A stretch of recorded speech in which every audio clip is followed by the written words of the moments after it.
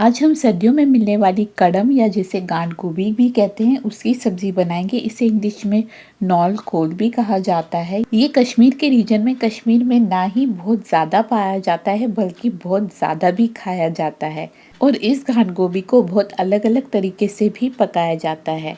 आज हम इस गांठ गोभी को बिना प्याज लहसुन के मिनिमम मसालों के साथ बनाएंगे, फिर भी खाने में ये बहुत टेस्टी लगेगी। अगर आपको चैनल पसंद आए तो चैनल को सब्सक्राइब ज़रूर कर दीजिए ताकि आने वाली वीडियोस की खैर खबर आपको मिलती रहे। तो चलिए वीडियो शुरू करते हैं। कश्मीरी में इसे मोंजे और इसके साग को हाक कहते हैं। तो ये मोंजे हाक की सब्जी बनती है। ये जो गांठ गोभी के टॉप इसके हेड पर जो पत्ते और स्टॉक होता है वो काफ़ी टेंडर होता है, तो उन्हें अलग करके काटा नहीं जाता। और ये जो ऊपर टॉप वाला हेड पोर्शन होता है ये भी काफ़ी सॉफ्ट होता है, टेंडर होता है। यहाँ पर छिलका बिना उठाए हम इस पार्ट को गोल काट लेंगे। इस तरीके से, ज़्यादा बड़ा नहीं काटना है इसे, बस इतना ही काटना है। देखिए जितना हमने यहाँ पर काट दिया। अब इस पार्ट को भी, इस पोर्शन को भी हम 4 पोर्शंस में, मतलब 4 पार्ट्स में डिवाइड कर लेंगे।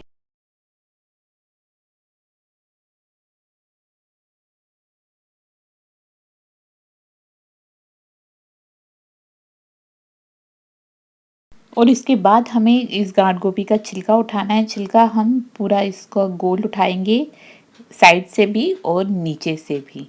यहाँ हमने 2 मीडियम साइज़ की गांठ गोभी ली है। अगर ग्राम्स में देखें तो ये लगभग आधा किलो बनता है।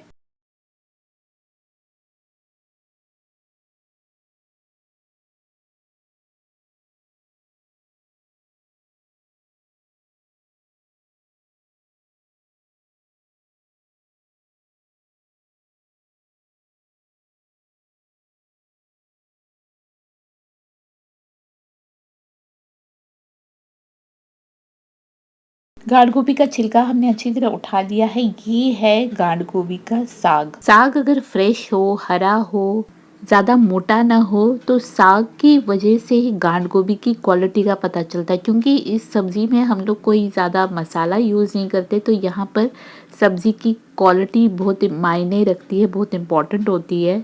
अगर गांठ गोभी अच्छी क्वालिटी का हो तो सब्ज़ी ज़्यादा टेस्टी बनती है। ये जो बिना मसाले की गांठ गोभी बनाते हैं उसे हम इस तरीके से पतला पतला चाकू से काट लेते हैं। और साग पत्ते अगर ज़्यादा बड़े ना हो तो उन्हें ऐसे ही रखेंगे, अगर वो ज़्यादा बड़े हो तो उन्हें 2 से 4 टुकड़ों में काट लेंगे। इसके बाद सारी सब्जी को हम दोबारा एक और बार धो लेंगे।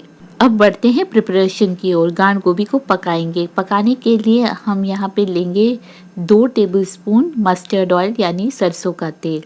इस रेसिपी में तेल का काफ़ी यूज़ होता है, तो आप 2 से 3 टेबलस्पून भी तेल डाल सकते हैं। तेल जब अच्छे से गर्म हो जाए धुआं आने तक, तब हम इसमें 1 चुटकी हींग और 3 लौंग डाल देंगे। कई लोग यहाँ पर आधा चम्मच जीरे का भी इस्तेमाल करते हैं। आप चाहे तो इसमें ज़ीरा भी ऐड कर सकते हैं, हमने यहाँ पे नहीं किया है। हमने धीमी आंच पर खड़े मसालों को ऐड कर लिया, डाल दिया, और उसके कुछ सेकंड्स के बाद ही हमने डाल दी कटी हुई ये गांठ गोभी। अब इस गांठ गोभी को हम मीडियम टू हाई आंच पर बीच बीच में चलाते हुए स्टर फ्राई कर लेंगे या सौते कर लेंगे। नमक भी डाल दिया है हमने यहाँ पे स्वाद अनुसार। इसे हमें सौते कर लेना है लगभग 4 से 5 मिनट। और आप देखेंगे गांठ गोभी में से अपना ही पानी निकलना शुरू हो जाएगा।